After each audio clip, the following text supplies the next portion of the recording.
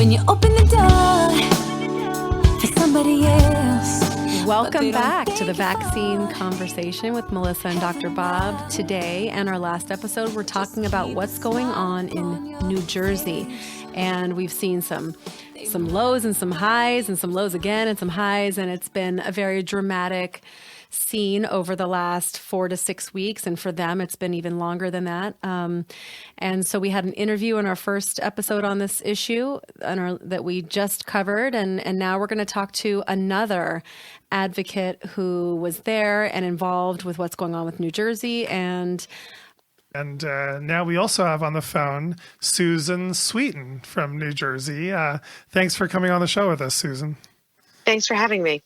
Yeah, I know it's late out there for you, but we spoke with Melanie about kind of a lot of what went down over this last year with the bill, and kind of what's going on now, and how they just reintroduced a new they sort of reintroduced it all over again. And I'm curious, what has been your role in all this, and are you part of a specific organization that you have? Funny. So I consider myself a freelancer. Okay. I came to this, as most people do, with different journeys, and mine was meeting up with Melanie in the midst of it, and getting connected with the different groups just from an event perspective. So I run an event company, and I realized that there's a need for that skill set amongst the groups. I started a great skill set to be able to have for something. Yeah. Like so I started just kind of helping and lending some technical skills that in the arena of how we get people in a space, how we utilize the spaces, ways to get the spaces, the rules and regulations for the spaces. So it was a skill set that was really helpful to have in Trenton the first time we did our rally. And then moving into different areas from the Connect in DC, VI. And so I'm a freelancer amongst all the groups. All right. Awesome. You know what comes with that that's so great is organizational skills. Yes. Understanding people, understanding how to get them together. And people forget that takes usually when you go to events, you don't realize what has to happen to make that happen. And when we come into advocacy, it's like nobody's really thinking about those kind of details because we're just thinking, we're in desperation mode and we're kind of, everybody's kind of scrambling to do a million things. So having people utilize the skill set that they have, we were just talking to Melanie about this, use your professional skills really helps because having a presence there, you want it to be professionally orchestrated. Yes. You want it to be easy and effortless for all the advocates, but you want to present yourself professionally. And so that really helps with somebody who has that background in creating types of events like this. There are ways to look at things differently that, the rest of us that are, again, trying to just scramble around wouldn't really be thinking about. So what an advantage that they have to have you there. Yeah, Susan, I'm kind of curious. We're, a lot of us were kind of waiting with bated breath this past Monday, when the final vote ended up not happening because they didn't have the votes in the Senate. Where were you when that was happening? And describe kind of what was going on, those final moments, and what was that like to have that moment of victory? I would say it's so wild. I talked about this, that the day portion felt so differently than the evening portion from this all the way from looking back on December 16th. I was outside during the day, and it was, I never went inside the building during those 2 days. I was outside, and the first half of the day I had my son, and it worked out really well for getting to see the moth to a flame effect that this crowd, this group had on the legislators.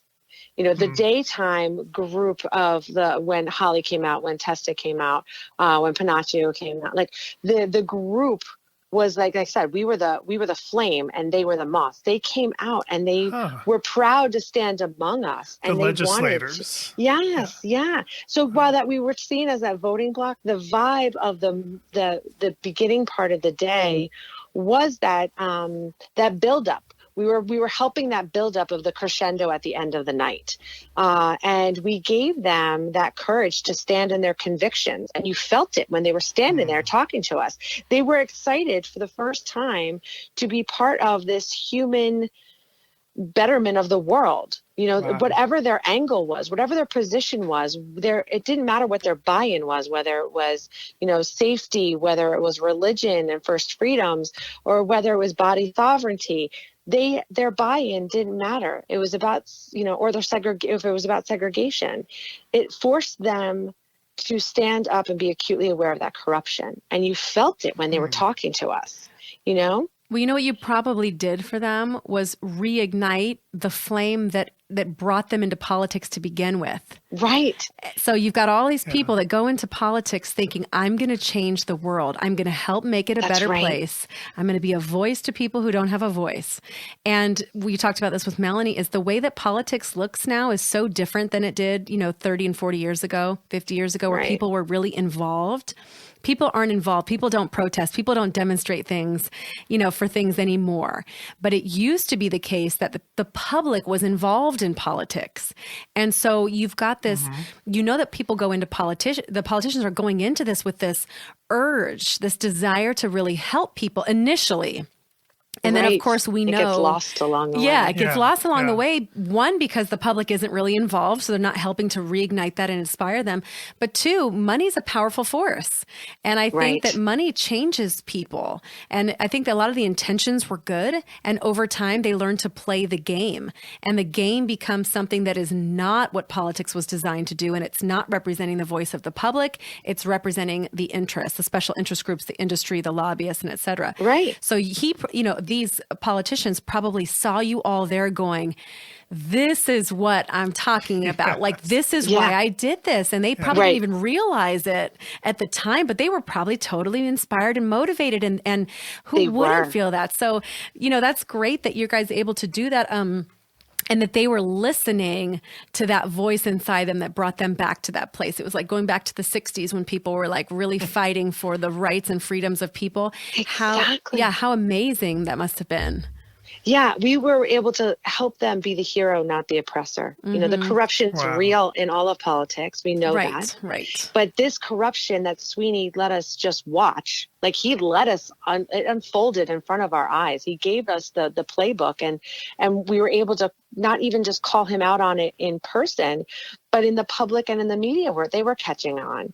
And again, they are that crescendo, like I was talking about, standing outside, being a part of that was helping the ones that were with us, from the Democrats to the Republicans. Again, their buy-in didn't matter, is that they got to be a part of making that world better, which is why they took that oath, right? We gave the oppression a face. That was our children. We gave the voice of that oppression a sound, and that was of the parents saying, no more. We're going to not take this. We have a seat at the table, and while you're listening and watching the mob boss, you have to listen to us, and you have to hear us, and we're not going anywhere all you'll have night, to continue all listening day. to you, and the next day, and the next week, and the next month, and exactly.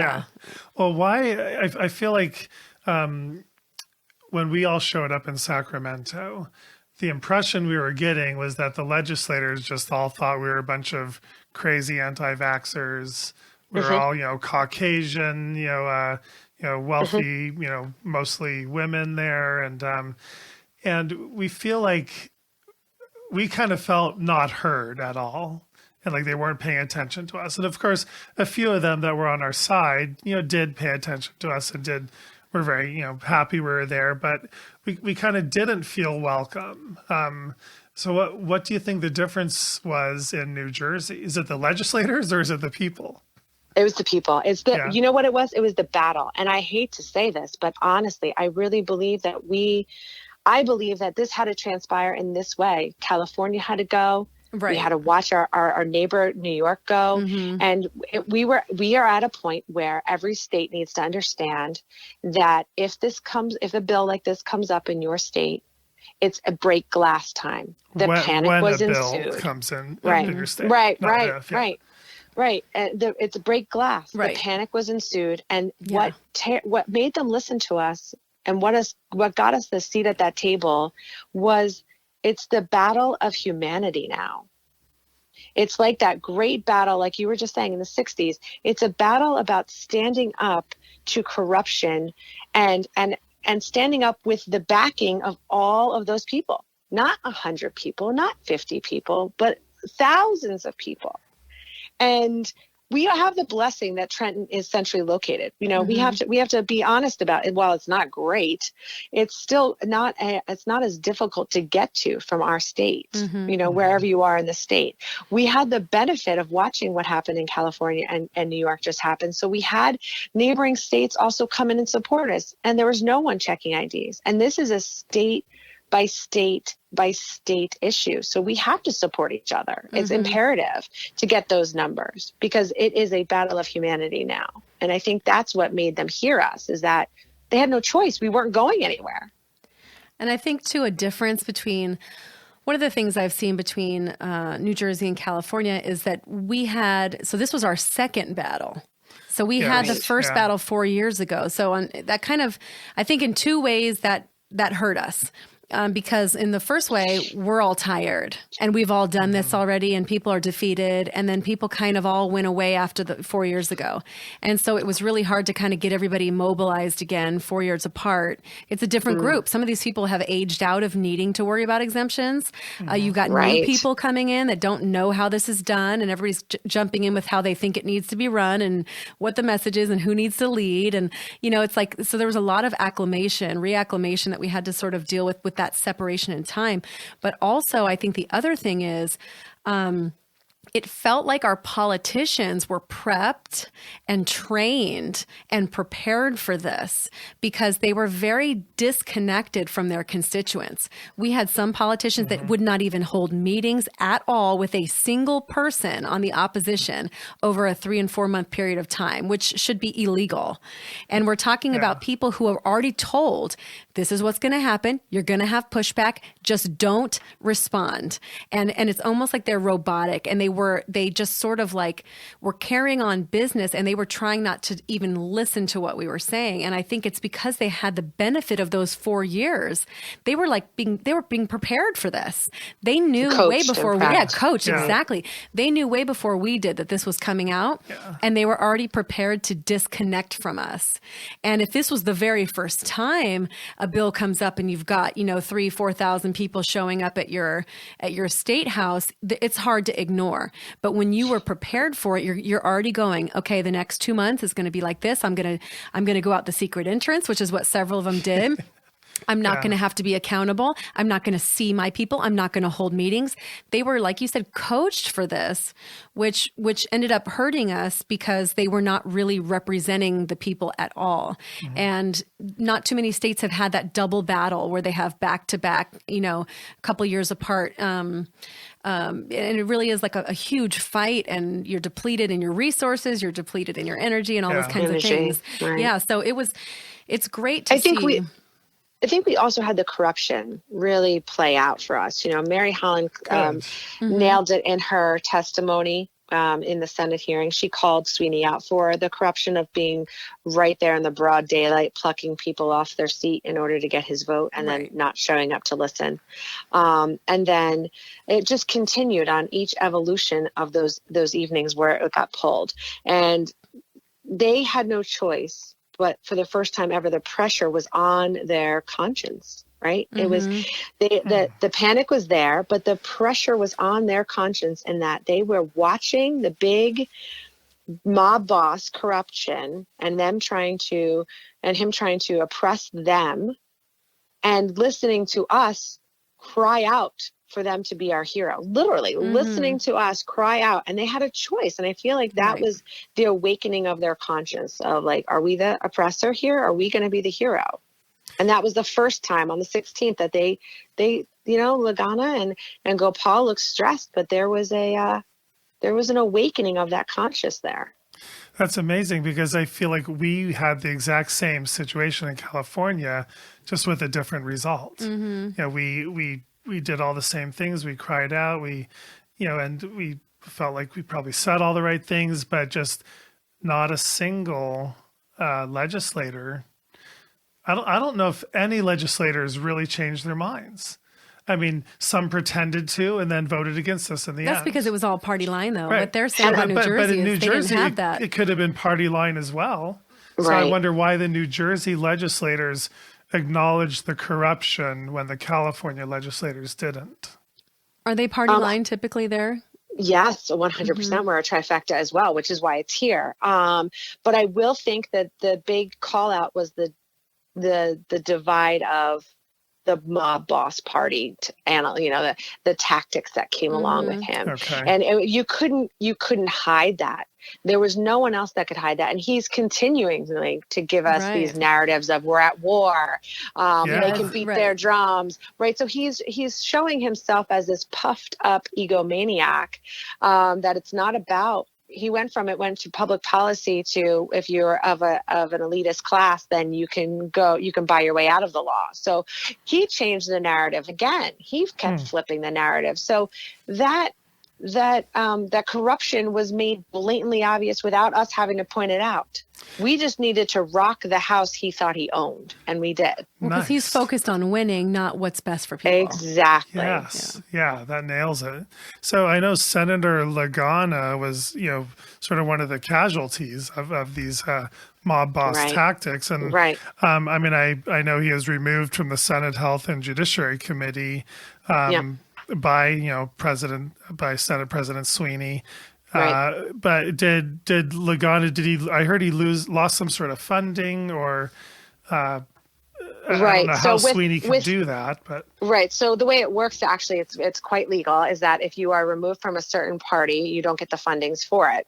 Right. So if you're removed from a certain committee, you don't get the fundings for that committee. It comes along with it. Like if you're going to be on judicial, you're going to need more help in those fields. So you get the funding for it. Okay. It's all strategic. While it's wildly crappy, no one's surprised. And I think it's funny that he's being punished by the same one that was going to punish the people. And the people want to do nothing but come in and be his hero now. And I think it's going to be a beautiful ending. I think it's going to be a great story for him. Yeah, but what's kind of tough is, you win this battle, but you win this battle, but then it just starts all over the next day. And one passion I have is, as we're fighting, as we have these battles in the legislature, we have to keep continuously turning our energy also towards the people, towards our neighbors and our friends. We have to make it so next year when this battle comes up, the constituency that rises up against it is even bigger. And we have to continue to devote time and resources to talking to everybody around you. So you're not just bringing 5 people to the Capitol next month, you're bringing 50 people. Right. Well, go ahead.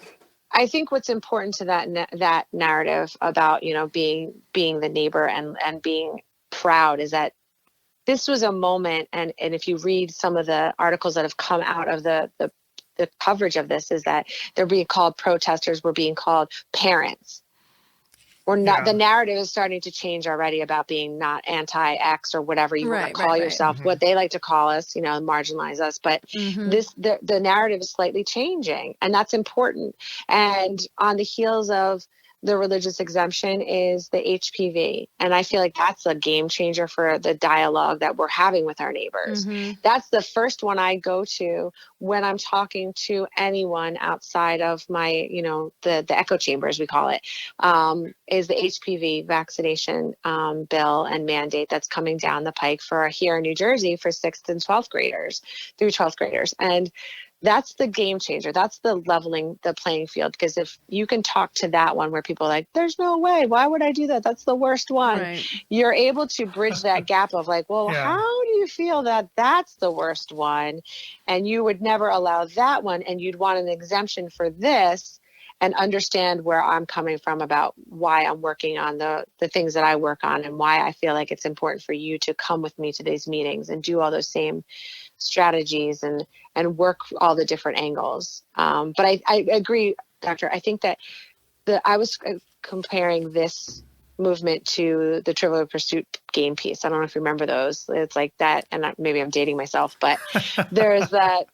Every little slot has its own piece of the pie, Yeah, and see, each one of Melissa, them. Everybody here's Trivial old, don't worry. Pursuit. Melissa, Trivial Pursuit was a game Stop those of it. us born in the 60s played, and you answer these questions and had little pie pieces. I'm all about Like, Pictionary, okay? Like, no, everybody here is old, so don't worry. Like, there are no young people in this conversation. I just feel like that is like what we're looking at, so every piece is important, and what holds it together is the activism when, like, again, that break glass, that panic moment. We needed this panic moment. We needed to see all these states, unfortunately, go as they did and fall as they may, for us to be able to rise up and show up in Trenton the way we did. I don't think we would have. And I can say from the first moment I talked to Louise, she always said, you got to show up in numbers. And we said it wasn't until their panic button is hit, like Melanie, Katie, we've all had this discussion, until that panic button was going to be hit, would we even get those numbers? And I think it helped to watch what's happening, the mass exodus of New York right next to us. Right. And we're getting calls left and right. And what you're alluding to is basically this idea that we're going to be tackling head on this year with our national tour, this idea that there really is the beginning now of a national opposition. Because what you're saying is you guys are watching California, you're watching New York, and there's solidarity there. And you're feeling like it's happening to you, so then you're fighting back in a different way. This is no longer about, well, this is your thing and this is our thing. This is about, we're seeing the cards fall. And this is the first time that I feel like people are starting to understand that this is a national opposition and that there is a country against this, not just individual states or groups.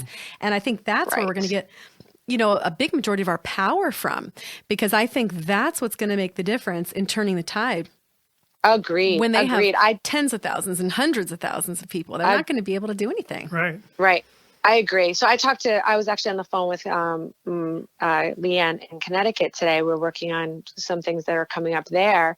And we talked to the state capitol police in Connecticut, and they are watching what happened in New Jersey. Wow. They were talking, and they didn't know I was from New Jersey on the phone. We were getting some intel about what the procedures are over there, and from an event planner perspective again.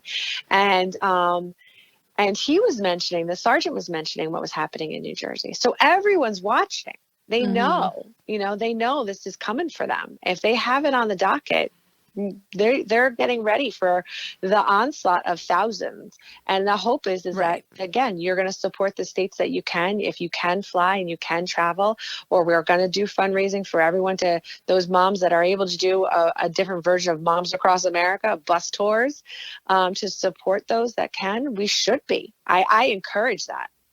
And, one of the things that I've been kind of interested in, and I talked to Barbara Lowe Fisher about this as it relates to mothers not really being taken seriously by the other side on this, and the need for not only to respect the weight of their view and the mothers of their opinion there, but also to have fathers standing up and to see dads getting involved in this.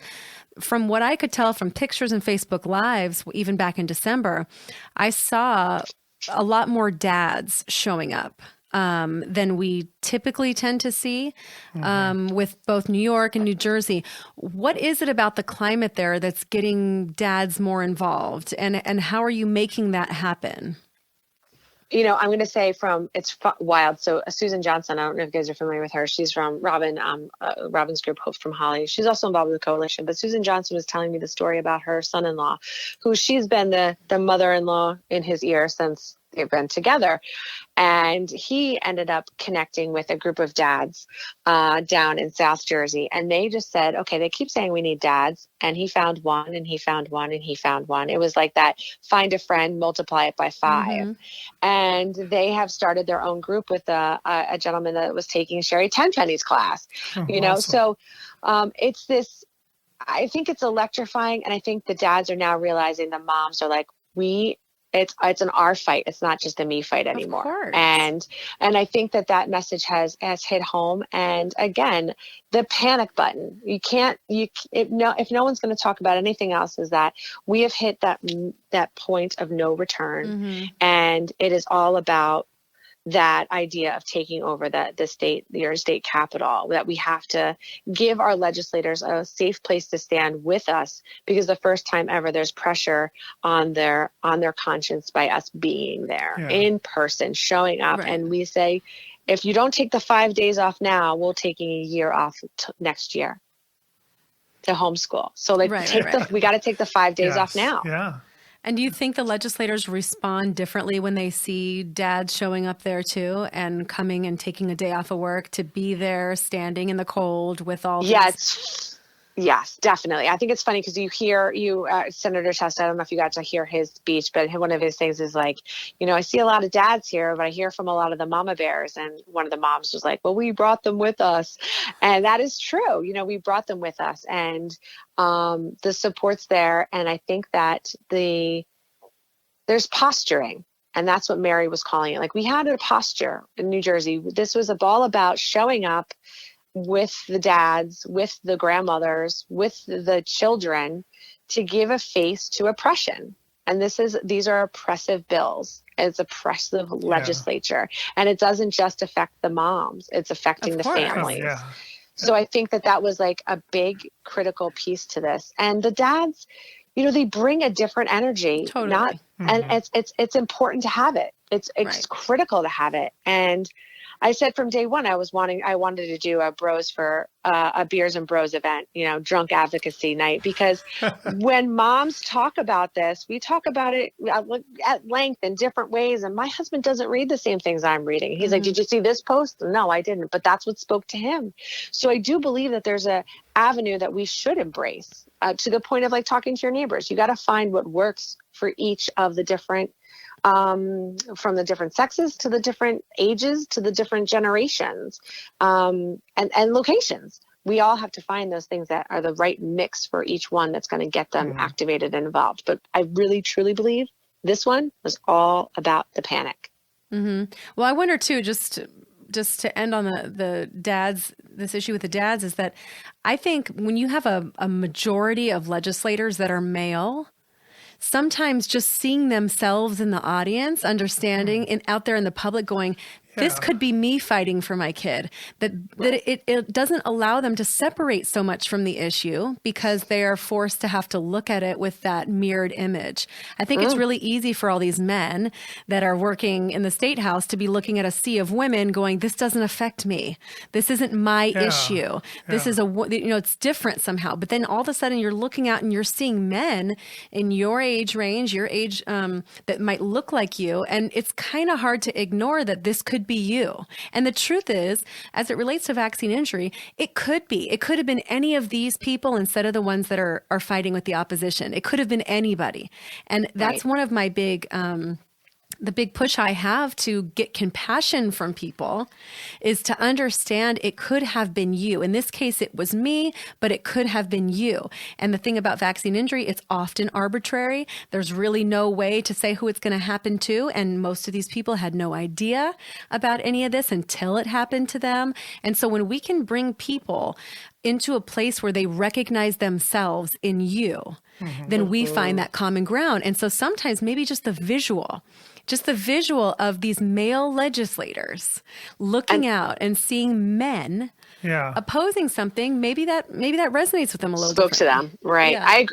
I agree. So we talked about this in the Black and the Hispanic community as well, same thing. Right? So same thing. I did a radio interview with another woman in our group, Samaya. She's African American, and I wanted her on it because it was a Black community that we're speaking to, and while the host was very generous and said, I believe that I'm a white woman. This is for people that don't know that, but that he's like, they're going to listen to you and they're going to listen to your expertise. I really believe that it's important for them to see someone that also is sending the same message that looks like them, right? That they can relate to on that aspect too. It's the same thing. We have to find a commonality and a common ground to make it resonate. And I have a disclaimer, not to take away at all from the hard work that all these mama bears have done, because I'm one of them. I'm one of them. Yeah. I mean, just like you. So seeing the work that's been done, I don't think that we need men to make us more legitimized by any mean. Like we're doing our part, and we are kicking ass like big time. I'm so proud of all these women that are out there. But like you said, you know, and I've said before, these children have two parents. Yes. So the other half of this is our issue. This is not a woman's issue. And men need to get involved because it's their duty to get involved to help protect their child, not because we need them, because we can't do it by ourselves. It's not that kind of thing. I'm super proud of all the strong women that I've seen that have just, you know, passed all sorts of expectations for what's possible for somebody with no political background just to come in and really play a part and make a difference and be impactful. I'm so super proud of all the women that I've seen. Well, we have to do everything. We literally have to do every single thing we can.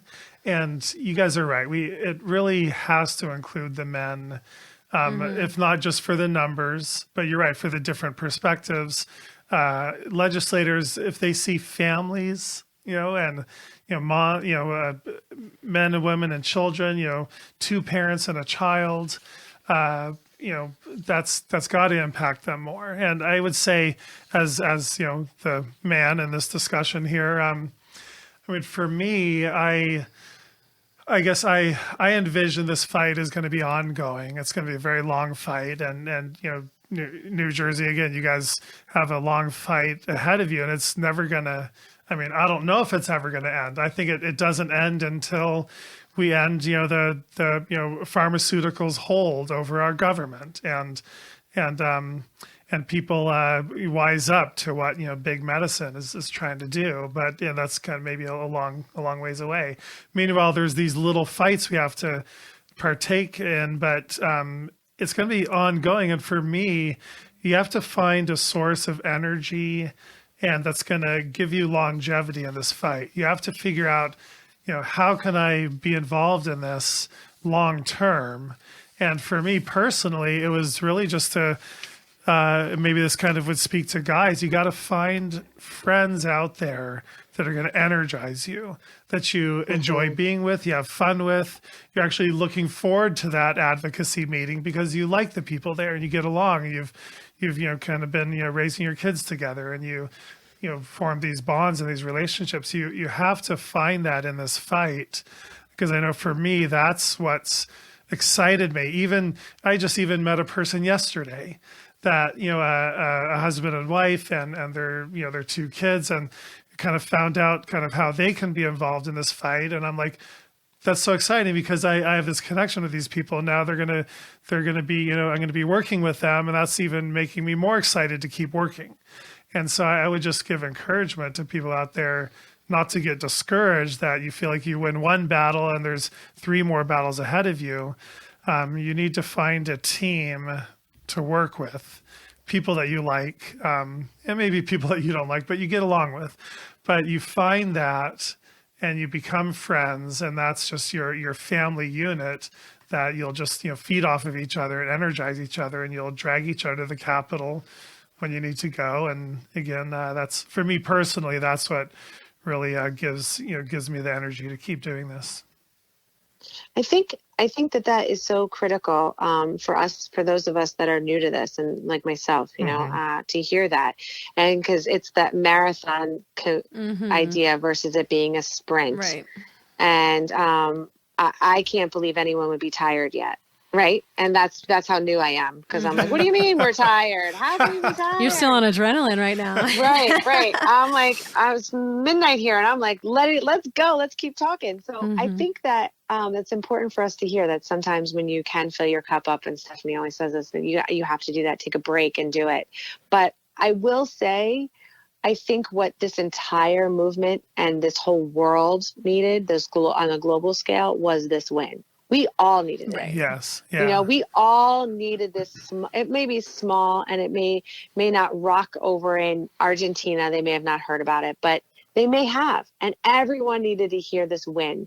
This underdog, this dirty of the, you know, the dirty, corrupt, they were calling it the belly of the beast of New Jersey, that if we beat this bill back, that means we can do it again.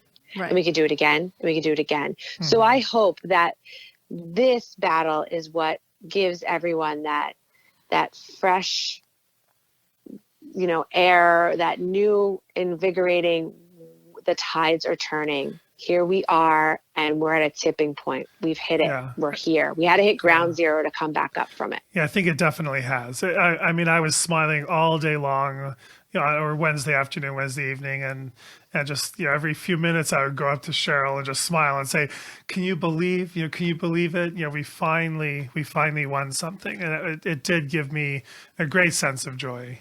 Well, Susan, can you keep the energy going while I take a nap for like 2 years? Yeah, you actually talk to a lot of people that know me. They'll always say, like, I don't understand. I'm slowing my talking down for you guys because I typically talk a mile a minute. Oh, no, so. I get that. But I'm just saying I'm ready for a little bit of a break. But if you still have the energy, can you just carry it for me for like just a couple of years? And then I'll tag you back in. Yeah, and then I'll come back in when you need a break. And I mean, that has a lot to do with what makes this work is that this is a long game and it's not something that's going to be over anytime soon. And Susan, are you part of an organization that you'd like us to know about? I'm part of all of them. I would meet every single one of you. Honestly, you're all heroes in your own right. And that goes from, Melanie over at Innovative Parenting that I helped with, from Crazy Mothers to what Sherry Tenpenny's doing to, to NVIC. Barbara is like the ultimate, she's like a grace, and CHD. I mean, Bobby has been nothing, and Laura over there, they have been nothing but good to me every time I come with a harebrained idea, and I do have a lot of them. Everyone jumps in and says, okay, let's see if we can do it and how we can support you. And they have.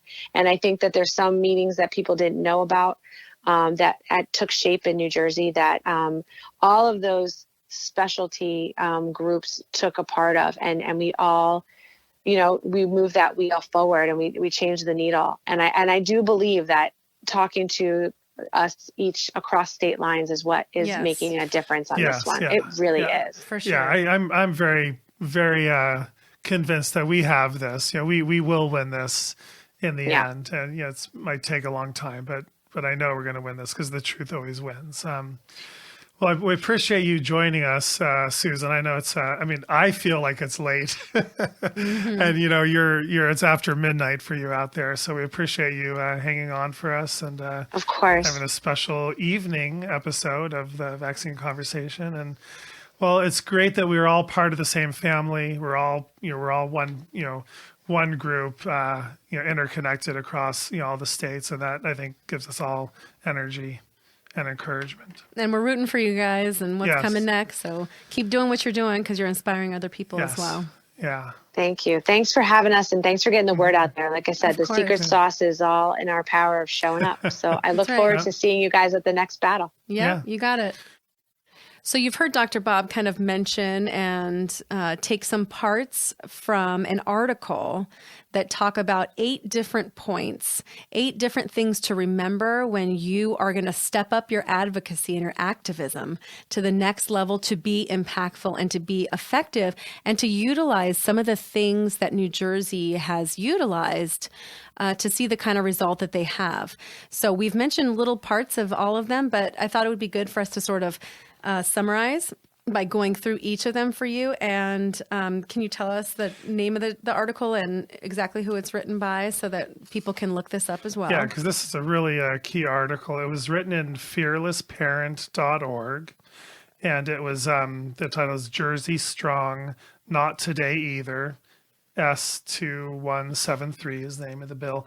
And it was written by Louise Kuo-Habacus. And many people know Louise, and she's been in this fight for a very long time. She's very well loved and respected by so many people. And I was very excited to see her write this article. It really kind of breaks down, I think, again, the 8 take-home messages that we're learning from New Jersey and how we might apply some of these principles to our own fights as they come across our states. So I'll read them to you, Dr. Bob, and then you tell me kind of your thoughts on each one, and I'll kind of weigh in briefly too. We're just going to briefly go over this. It's not a very long article. You can check it out as well, but it has very simple and effective points. So the first one says, keep showing our numbers. It matters.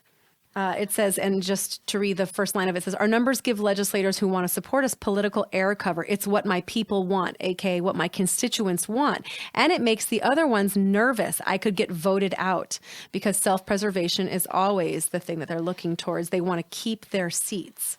So keep showing up in numbers. It matters. What do you think about that? Yeah, I mean, I think it's so impactful because as we heard, the numbers of people that came to Sacramento during our fight were the biggest numbers that the security guards and the people that worked in the building they'd ever seen. They'd never seen numbers like that. Even though it ultimately did not, win us the day in California, I firmly believe that numbers like that showed up in New Jersey, they said maybe even 3,500 people in that building. It's not a very big building either. And they only have 40 districts compared to our 120. So if we weren't even seeing 3,500 people and we have 3 times the number of districts, people don't understand that doesn't sound like a lot, but it's a lot for one state house with 40 districts to get 3,000 to 4,000 people to show up on one day. Right, because that many people never show up for any sort of legislative bill. I mean, it's right. On any issue. Right. Yeah, No, I mean, people have shown up in large numbers nationwide when it really matters, like the civil rights movement and equal rights and war protests and women big, huge issues. Getting the right to vote. Right. Yeah. But big, huge issues, and I think these vaccine bills, when thousands show up, that really, really has to send a huge message. And again, when a legislator sees a crowd of 1,000 people, that legislator knows there's, that 1,000 represents 100,000 people. It represents their voters. Well, so I have an interesting question for you. Has there ever really been a time where people are really showing up like the ones you mentioned since the internet? Yeah, I don't know. Because it's like that's a good point. social tide has turned. Once the internet got involved and people started communicating virtually, it's like everything else ceased. Because the last bits of activism were probably in the 80s, wouldn't you say? Maybe early 90s. You don't really see activism like the examples that you had where people were showing up. People were showing up because there was no other way to get involved. Now people are apathetic because there's another way to get involved and they're sort of backing off from the actual in-person activism. And I think that the big lesson that I've seen over the last year that we've been talking about in our town halls and that you're seeing other people talk about is showing up in person. And so she says, you can send emails, you can do phone calls, but it's all about showing up in numbers, like in person. And that's the exact same message that we had over the last year that we just repeated over and over and over again. You cannot be a virtual activist. You cannot be a Facebook activist. Right. You have to physically go, as inconvenient as it is. You have to physically be there. Yeah. And I don't know if that's happened since the internet. I know. It's changed us. I know. And I'll tell you something I'm a little disheartened about, I'll say just personally, is, I have about 10,000 patients registered in my practice. So for me, and because, almost my entire practice does not vaccinate, fully. Yeah. For me, there should have been 10,000 people in Sacramento on every single one of those big days.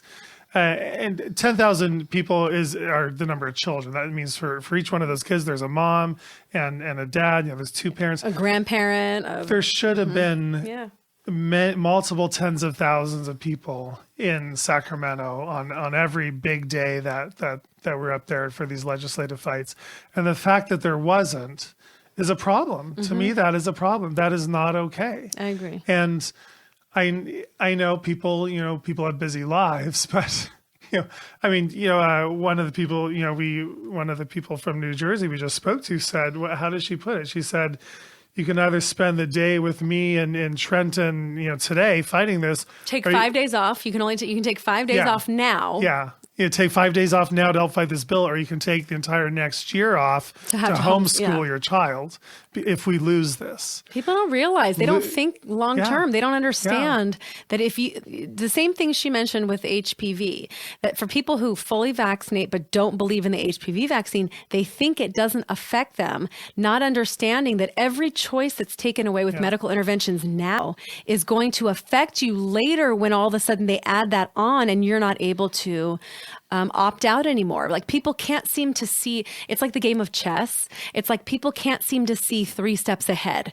They only see what's right in front of them. But in order to be impactful and effective and really be aware of what's happening, you need to do what everybody else is doing that's in control here and look 3-4 steps ahead because you can see the writing on the wall before it's there. I wish everybody else could see that same sense of urgency and realize it's not just about next fall and your kid getting kicked out of school. It's about what if it's 2 years from now, and what if it's 10 years from now and your grandkids, and what kind of precedent are we setting if we're removing these rights? Yeah, so people really need to start showing up. Yeah, so and in numbers. Yeah, in big numbers. And if you sat this one out in California, knowing that, well, it's okay. Other people are out there fighting this. Other people are going up to Sacramento. If you sat that out, then part of this loss is, it's on everybody, but part of it is on you. And,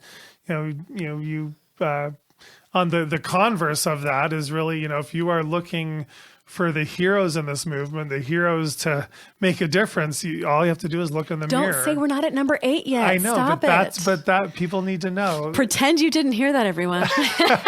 Look, that is point number 8 for this article, but it's so apropos right now. If you sat this one out, it doesn't mean you have to sit out the rest of the fight. You can stand up, look yourself in the mirror and say, I'm going to be one of those people that is going to go out. Once we judge you for a long period of time, once we judge you for the fact that you did nothing, then you can get yourself together. Just kidding. Okay, so number 2, second point. So we talked about numbers. The second thing is they need to hear from us privately too. So it says you can't just come in big groups. You also have to be doing the work ahead of time, which is the political events and coming to your district, your particular district, and having a little bit more of an intimate conversation with your legislator. So what do you think about that? Yeah, I like how it says, our legislators live in our neighborhoods. Sometimes we grew up with them. Our kids go to the same schools. You really have to take the time to get to know your state legislator and your federal legislator. And I actually just took this to heart. I decided, I've been, our California state legislator has always been on our side on this fight. So I've met him a few times. You're talking about locally. Yeah, locally. Our local one. Mm-hmm. But I decided I'm going to look at who my congressman is, for the federal government. And, he's a Democrat, so I wouldn't necessarily have voted for him. But I decided I'm going to get to know him. I stopped by his office. I chatted with his staff. I found out I could make a meeting with him. I actually had a meeting with he and my family when I was out in Washington, D.C. We had a great talk, and we really connected. And so now I'm going to go to his next coffee talk. And when he's having a little event, or maybe even a little fundraiser, maybe I'm even going to, donate a few $100s to him as a candidate, even though he's in the opposing party. And maybe some of your 10,000 patients can also show up as constituents and show up. Exactly, and we can make relationships with this congressman so that 5 years from now, when there's a federal bill, or 10 years from now, if there's a federal vaccine bill, I will have formed that relationship with him so that we can have the connection and have a conversation when the time is right. And totally off topic, but the advertisement under number 2 on this article says, Adam Schiff can't be trusted. Keep him accountable. I find that really interesting because we've talked multiple times about censorship and how this issue has been planned on purpose to keep information from social media, which is one of the big things that we're fighting. Because if you think you're a virtual activist and you don't realize that we're being completely censored and shadow banned and all these other things, that you're not getting the message out to the people you think you're getting it out to anyway, which is just another reason why you have to show up in person. So I just thought it was kind of funny to see that on there. It coincides with what we're saying because this is a judicial watch that they're looking at. Well, my advertisement it's discover the powerful relief of Theraflu. Oh, if you catch the flu because you didn't get your flu shot, take Theraflu. So two contrasting messages there. Okay, so so from privately too, and one thing that was mentioned on today's phone calls, the idea that you never know who you're connected to. Mm-hmm. You might be so and so's friend's husband might actually be a representative, and so utilize your private connections as well as just showing up publicly. So yes, you're privately going to meet with them in your districts and things like that, but also any kind of personal connections you might have by different degrees of separation, utilize those to keep these conversations happening. Yeah, and one little trick I learned, the way I was able to meet with our congressman, our federal congressman, was by going to Washington, D.C. He had all kinds of meetings open. Because when he's in D.C., none of his constituents, live there to meet with him. So, so if you are ever taking a trip near the D.C. area, just give your congressman a call. Give your senator a call. They might actually have a few minutes to say hi to you. Yeah.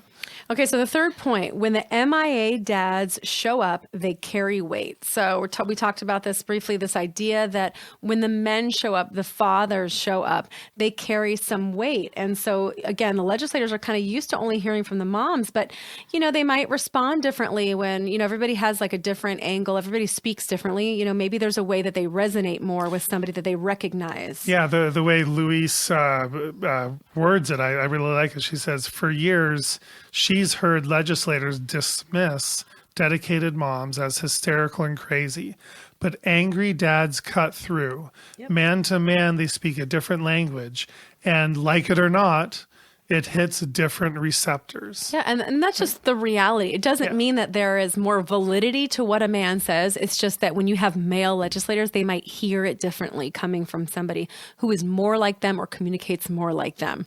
That's something to think about. The next one is, are you speaking with your neighbors? And I'm reading these so that you're doing all the points? I'm listing them, but then you're weighing in. Oh my gosh. Such simple instructions at the beginning of this. I said, I'm going to read them and then I want you to weigh in. Okay, fine. So number 4 is, are you speaking with your neighbors? So this kind of goes into the private part too. You never know who your neighbors and friends and coworkers and stuff are. You have to be having this conversation everywhere. What do you say to that? Yeah, part of me feels like I'm doing so much in that area because of all the work we do, all the speaking and the podcasting and everything. But you know what? I will admit I am guilty of not speaking about this with my neighbors or with my casual friends. I'm totally guilty of that. And I could totally step up and share more just, with the basics of what we always talk about with, my casual friends and with my neighbors. And, they know me, they know who I am. They know I'm a decent person. So they might be like, gosh, Bob, I had no idea. I've heard about stuff in the media about you, but I had no idea what this is really about. So I'm hearing this message. Well, Louise says, it's uncomfortable. It's uncomfortable to do so for some people, but if you choose to do it, be respectful and thoughtful. The media has taught people to be afraid of us. So let them always see the very best. I hear a lot that people kind of have been afraid to speak out on it. And this is the year. This is last year and this year is like the year where it's like they felt like, I can no longer stay silent. And it, like Susan was mentioning, it was really the tipping point where people are forced now to come out and be very vocal about it. So they were being quiet, and now it's not only are they talking, they're talking to everyone about it. And that's exactly sort of what we need. And that's kind of what happened that created that. Yeah. Yep. Number 5, a voting bloc organizes for political influence. So they're talking about organizing our opposition like a business. Like we have to do it with that type of professionalism. And we have to be looked at like a group of voters that have the potential to vote you out the same way other smaller advocacy groups do. And again, as a public, we have not been very involved in politics, like our society in general. Right. And so this is kind of, I think, news to everybody is kind of like, oh, well, we really need to organize and do it a certain way. What do you think? Well, so they define a voting bloc. 'Cause I didn't even really know specifically what it was. It's a group of voters that are strongly motivated by a specific common concern to the point that such specific concerns tend to dominate their voting patterns, Right. causing them to vote together in elections. And so one example in New Jersey, what they did in just 2 days, over 150 dads in one district organized to tell the state senator there if he votes yes in favor of this vaccine bill, that they will work to get him out. Right. And so becoming part of a voting bloc is one very effective way. And again, I think I've been pretty absent from maybe the politics of all this until lately. That's just so embarrassing, Dr. Bob. How do you live with yourself? Number 6. Oh, please don't write any bad reviews on that either. Everybody, I'll get crucified. Okay. Melissa, Dr. Bob does so much. I know. How can dare say you that? ever say anything? He is a saint. Okay, number 6. It's not done yet, and it's going to get ugly. And we've said the same thing. It's going to get worse before it gets better. What do you say to that? Yeah, something that I've come to realize in California specifically is we just lost this fight, and we now no longer have medical exemptions. What I'm concerned with is it's going to get worse, and people wonder how it's going to get worse. Well, they're going to add HPV onto there, and they're going to add other vaccines onto there. They're going to start mandating the entire vaccine schedule eventually. So right now they've only mandated half the schedule. They're going to mandate the whole thing. So it's going to get, it's not done yet, and it's going to get ugly. So we really all have to step up. Even though we lost this fight in California, there's the nationwide fight. There's other states we can help, but there's the ongoing fight in California to turn the tide away from mandatory vaccination. We have an obligation to do this because we have to, we can reverse this, and a lot of it depends on public opinion. And I think a lot of what people don't understand is how easily things can turn. So we quote unquote win. And just like she says, everybody thinks we killed the bill and won, but really it's just the next day that something comes back again in the new season. It's like, it's never really over. Like she says, until it's over. And I think people are a little maybe uneducated on how the legislative system works to understand bills can be gutted, amended, changed, last minute. A bill that was really for something else, as we found out in California, gets changed to be about something taking away rights. You have to always be on your toes. There's just never a time where you can be like, okay, we're good.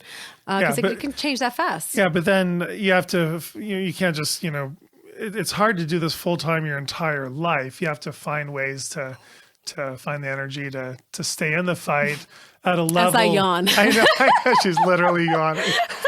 Because it's late here. We're doing it, and then I have an afternoon off, from the office, and I can't just spend every single afternoon off totally 100% advocating for this. I do need to relax and take a break from time to time. But again, I said in one of the other phone calls, one way that I find the energy to keep moving forward is to find people to do this with that energize me and motivate me and get me off of my butt to get out there and do the work. And so I appreciate you, Melissa, for doing that. For forcing you all the time when you don't want to. You're welcome. So number 7, this is kind of an interesting one. And I think one that people don't really talk about that I think actually makes so much sense. Celebrity activism is no substitute for political organizing. And I think that we've all sort of been guilty of kind of falling into what she says, this temptation to have somebody ride in on a white horse and carry the day for us. And the problem with that is, again, it makes people complacent. It makes them not focus on taking action. And it's so important for you as a constituent to be really present with your legislator, because people that are coming from other states, people, they're not listening to them the same way.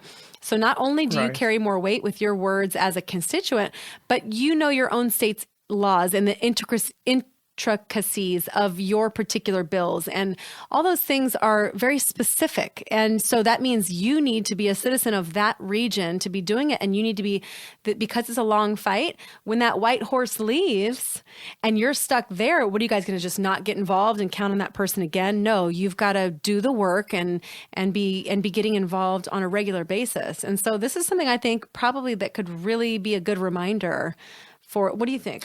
Yeah, and I know there are a number of people that have really dedicated a lot of time. Del Bigtree, Bobby Kennedy. They really go to a lot of these places and to speak to legislators, I love the work they do, and I don't do a lot of that kind of travel. I have a family and work, and then we do our work and activism here. But for me, I heard one person say one time that one of the state leaders told this person, I really need you to come out to our rally at the Capitol so we can get people here, because if you show up, then 1,000 people will be here. Right. And if you don't show up, we'll have 100 people here.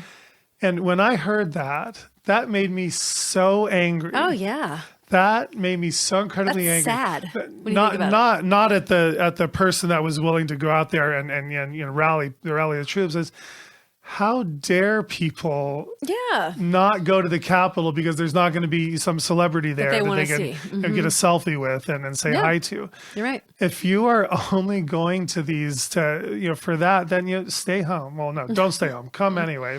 But that is not the reason you should be going to your state capitol. And you should be going there for you, for your child, not for a selfie opportunity, not for something you can post on social media. We should not need the Bobby Kennedys and the Del Bigtrees. The draw, what you think to draw people, yes. And that, I love it when people, kind of come up and say hi to me. And my biggest love is when podcast listeners come up and say, listen to the podcast. I totally love that. Don't get me wrong. I really love that. But I really hope you're not coming to events like just to see that person, just to see that draw. Again, this is for you. This is for you, and this is for your child. This is for your grandchildren. And so that's what this is really all about. And this is what Louise says. She said, don't misunderstand me. These kind of people have made and are making great contributions. Right. And lots of groups are working side by side, and that can be very effective.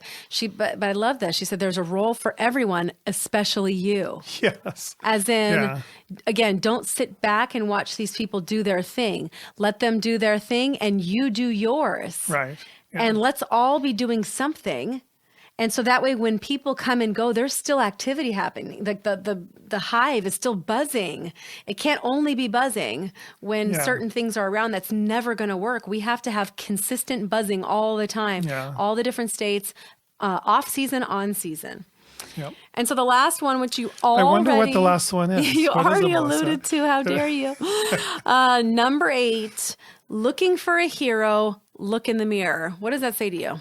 What do you think? Well, when I look in the mirror, Melissa, no, you know what? It's so funny. For me, I just see this regular person who's kind of a little bit of a dork, a nerd sometimes. And a little bit. Someone review that, please. You're supposed to be honest with everybody, Dr. Bob. Let's not sugarcoat it. I am like the least celebrity type of person to me personally, because I just see myself as a regular person who just is doing the work. He knows what's right. I work at the office and I go out and do what I love to do, with this advocacy. I am literally just a regular person out there, and every single one of you is just as important, maybe even more important. You all each have your skill sets, but even if you don't have a specific skill set for this, you are a person. And you have a child, and you're a family, and you are a voter for that legislator. And you want to know who's going to change this. It's my 10,000 patients that I have and their parents. Each one of you listen to this can look in the mirror and know you're one of those people that can change this. And it's the millions of similar people all over California. Every single one of us is in this equally. And you know what? You gotta kind of examine yourself and say, am I going to step up and be a body in this fight, or am I going to sit on the sidelines, let other people do it? And like Louise says, she says, she's seen large numbers of people come to Trenton and then they dissipate, just like we did. 277, people come together and then everybody goes away. Yeah. And she says, if that keeps happening, unless we do something different, it's going to happen again. So that cycle is going to happen again where they come in and try to take away rights again. So she said, if we're looking for heroes, we must find them in our own ranks. Everyday heroes with the skill sets needed to get this job done. And I actually mentioned, without having read this, I mentioned skill sets a couple of times when we were on the conversations today earlier on the phone, is that this is absolutely true. Everyday heroes. You don't have to be a certain thing. You don't have to have done this for 20 years. You don't have to have been in politics. You don't even have to have a college education in some cases. Oh, absolutely. There are skill sets everywhere, and there are a lot of self-educated people. And there are people that have done the work and are doing the research and have gotten into this issue to understand it. Everybody needs to step up and find where they can contribute their time and volunteer their time. Yes. Okay, let me be clear about this. We've talked about this for a long time. 4 or 5 years of work without getting paid for it is what is expected, should be expected of you. And this is what I've done. We're talking, 12 hours a day sometimes, every free opportunity that I've had. You can't do it. You cannot get involved in this movement if you're looking for fame. That's number one. Right. You cannot get involved in this if you're looking for money or a job, or you expect you're going to get totally compensated for your role in here. That's not what advocacy like this is, unless you're doing it for the long term and you can create a niche and a business version that helps people or whatever. But for the average person, be prepared to volunteer. Okay, this is part of tithing. In a religious practice, Right. This is a tithe of your, what do they say, talent, time, and treasure. This is your chance to give with nothing in return other than the satisfaction of knowing you're helping people, the satisfaction of knowing you're adding a voice to the cause, and that your extra voice could make a difference. You cannot expect to not get involved unless you get this, and this. People have got to understand this is all about sacrifice and giving. We all have to give. And the problem is we're seeing a handful of people giving a lot more than the majority of other people. And until you really get involved, you find out what you have to give. Yeah. You have to just jump in and you never know what you could do. Yeah. But even if it's just literally making the drive up to the next, big legislative issue and being a body there, that alone is a contribution. But don't just be a body. Be a body with open ears and educate yourself. Right. Get better at the process, learn how it goes, and the next time you lead the meeting, coming to the legislator's office, having other people come, and you be a part of the solution. People don't understand. They think to themselves, that's not me. It's not anybody. Truthfully, it's not anybody. Right. You just have to do something because we have no other option. Don't expect anything in return. It doesn't have to look or feel a certain way. Just do it. And like she says, if you're looking for somebody to come save you, look in the mirror. You need to be that person, not just for your own family, but for other people's families. Yeah. And imagine how we can amplify the power, amplify the energy, amplify all that stuff. Because that's going to be so key. That's how we win. We win by escalating our numbers to be such a big group of people that they can no longer discriminate against us. So there you have it, you guys. And thanks for Louise for writing this article, and we'll put a link to there. I think it was kind of a nice, inspiring article, and it's great to have these two phone conversations as well. And I feel way more connected to what happened in New Jersey now, just kind of having learned from firsthand instead of just reading on Facebook. And I think it's nice to get connected that way because we are all in this together. And again, like we've said, it's inspiring to see people doing things and fighting back and showing that the rights are so important that people will weather all sorts of storms to be able to fight for them. And that encourages everybody else to stop being lazy and doing the same thing. And we're looking forward to being able to meet some of these people on tour with the Vaccine Conversation podcast national tour that's coming this year. And hopefully, if you're out in New Jersey, New York, you're listening to this, we will definitely be coming out your way as one of our stops. Yep. I get a lot of messages about, have you decided yet? I haven't decided on all of them yet, but there are a couple we know for sure we're hitting, and that's one of them. So we will definitely want to come out and meet you guys and shake hands and hug you and thank you for the work that you've done and connect, because, again, we're all one group here fighting these types of mandates. This is not state specific. This is everybody. You believe in human rights, you believe in medical rights, we're all on the same team. Okay, well, we'll see you guys next time on Vaccine Conversation with Melissa and Dr. Bob. We're gonna be the peace we wanna see in the world. Yeah, be the peace we wanna see in the world. Yeah, be the love we wanna see in the world. Be the joy we wanna see in the world. Be the change we wanna see in the world.